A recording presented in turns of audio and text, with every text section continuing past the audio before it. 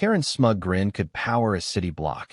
Too bad her actual electricity came from Marcus's meter.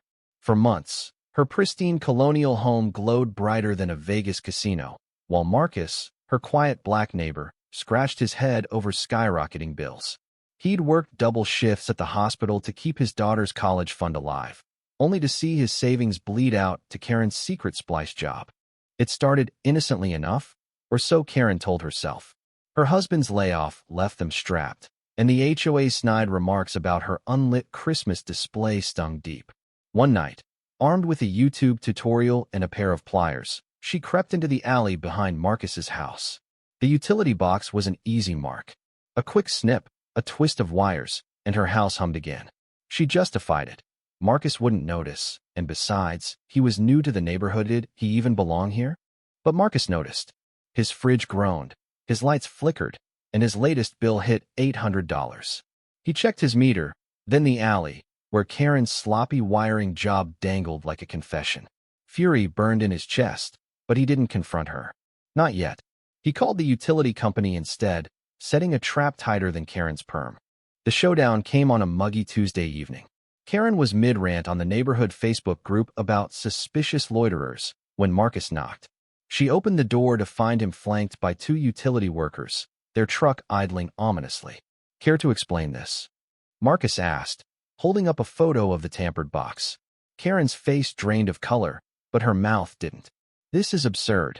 You're framing me," she shrieked, loud enough for neighbors to poke their heads out. The utility workers didn't flinch. They marched to the alley, where the evidence was undeniable, wires spliced with duct tape, Karen's meter bypassed. The lead tech shook his head. "This is theft, ma'am. And dangerous. You could have fried the whole block." Karen's excuses piled up: misunderstanding, sabotage, even a wild claim about hackers. Marcus stood silent, his eyes boring into her. The neighbors' whispers grew louder, their phones already recording. Karen's defiance cracked. She lunged for the wires, as if yanking them free would erase her guilt. Marcus stepped forward, blocking her. "You stole from me, Karen. From my kid's future. And you thought you'd get away with it." His voice was low, but it cut like glass. The utility worker called for backup, citing safety risks. Karen's husband appeared, mortified, begging her to stop. She didn't. Her screams echoed as she accused Marcus of playing the victim.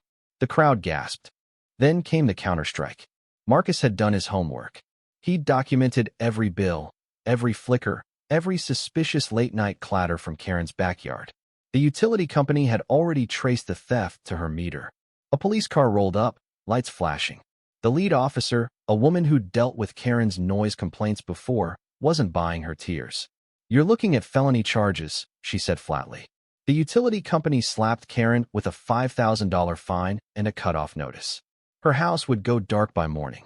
Karen's world unraveled in real time. Her husband walked away, head down. The HOA president, who'd once praised Karen's community spirit, typed furiously into the group chat. By nightfall, Karen's name was a hashtag. Marcus didn't gloat. He just went home, hugged his daughter, and paid his overdue bill with what little he had left. The next day, Karen's house was silent, its windows black. A for sale sign went up within a week. She'd lost more than power: her reputation, her marriage, her smug sense of untouchability. Marcus, meanwhile, got a quiet nod from the neighbors who'd once ignored him.